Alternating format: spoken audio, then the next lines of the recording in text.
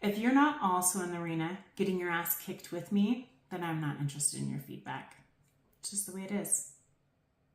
So it was 2017, and I can still see myself exactly where I was at when I first heard this quote. I was carrying groceries in from the house, and I was listening to a TED Talk by Brene Brown. And she was going into detail about some struggles she had had after her first TED Talk and the criticism she was getting. I was in such a place personally that it immediately made me cry. Like, still to this day, when I go back to that space, I get all teary-eyed and wussified. Not really wussified. You know what I mean.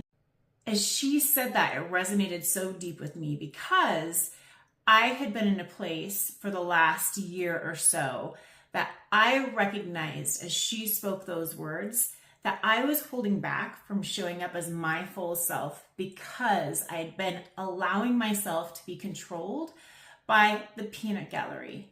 And I was the only one that was in the arena. And I was the only one that could take back my power. So in case you haven't seen the TED Talk from way back in probably 2016, 2017, that Brene Brown did, she was extrapolating from a speech, a very famous speech from Theodore Roosevelt back in 1910, that's now been called The Man in the Arena.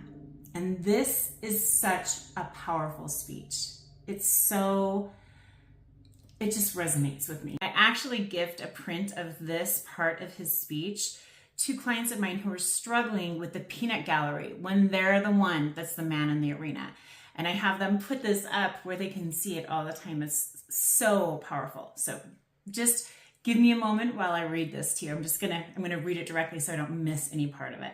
It's not the critic who counts, not the man who points out how the strong man stumbles or what the doer of deeds could have done them better.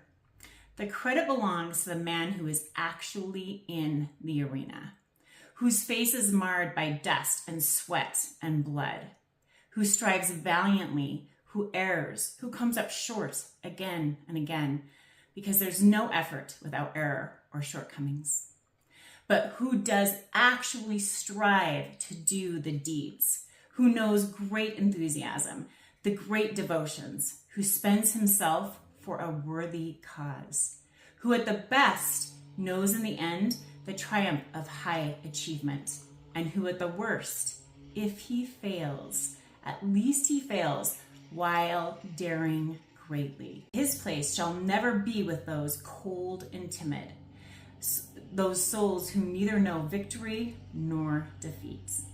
So my question to you today is, as you've heard me quoting Theodore Roosevelt and Brene Brown, two great thinkers, did it gut punch you the way it gut punched me? Did it hit you the way it hit me back in 2017? And quite frankly, to be honest, the way it hits me every single time I hear that quote again. So powerful, so powerful. And if it did, if you had that same tears well up, probably gonna drop everything I'm holding, my breath, I'm trying to catch it because this was so real, then what are you gonna do about it? Are you going to continue to allow the peanut gallery to dictate what you do today, what you do tomorrow, and what you're able to accomplish?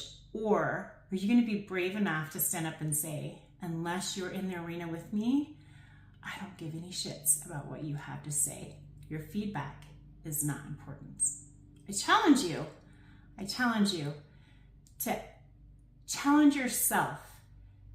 Am I allowing the peanut gallery to dictate the actions I take today?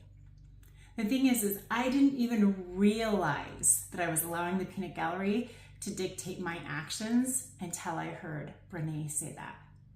And then when I heard the full quote from Theodore Roosevelt, I melted. I just knew this was something that was speaking to me, that was resonating with me, that was allowing me to see where I was at and how I needed to correct my course. And so my challenge to you today is, if this has resonated with you, allow this to correct your course as well. Make today be the day that you don't give two shits about anybody's opinion unless they're in the arena fighting with you, on your side, creating what you're creating. Otherwise, they're a peanut gallery, but they don't matter.